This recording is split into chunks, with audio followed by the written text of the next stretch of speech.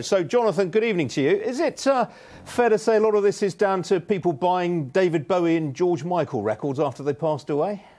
Absolutely, and that's a great thing. But one shouldn't forget we have some of the biggest artists in the world at the moment: Ed Sheeran, Sam Smith, Coldplay, Radiohead. They're very much artists. Stormzy. They're very much artists that are alive. And I think music should be enjoyed by all people of all age groups from all generations. And it's fantastic. People still buy Elvis Presley records, people still buy Beatles records, so why shouldn't they buy Bowie and George Michael records?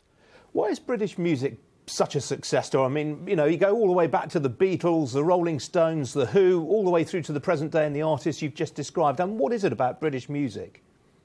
I think creatively, and not just British music, British film, British television, British theatre, British music, as you just said, we hit well above our weight in the UK. We're an outward-looking country, we export a great deal, and we are the most important language in the world, being English. The great advantage we have is America's very insular, so America looks internally, whereas Britain looks outwardly, so we have a much bigger advantage. But the most important thing is we have, I think, the best creative people in the world in Britain. What's also very striking, though, Jonathan, is the record industry, the music industry, recycles about a quarter of its profits in A&R, trying to discover new artists. I mean, if you look at that, it's its version of R&D. That's about twice the level of, say, the pharmaceutical industry, isn't it? And it's absolutely, and the record industry, the music industry should be credited the way they reinvest themselves, because the major record companies do reinvest in artists, hence why you've got Adele, Sam Smith, Ed Sheeran. If companies didn't reinvest, you wouldn't have them. And coming forward, companies like Relentless have got fantastic artists like Nadia Rose. You've got great artists of the future who are being developed now. And the British music industry really looks forward.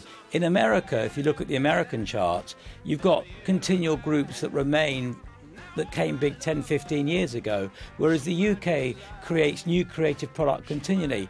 I'm very keen in the music industry, but one mustn't forget we have great film talent, we have great television talent, we have great theatre talent. Britain really is the capital creative city of the world.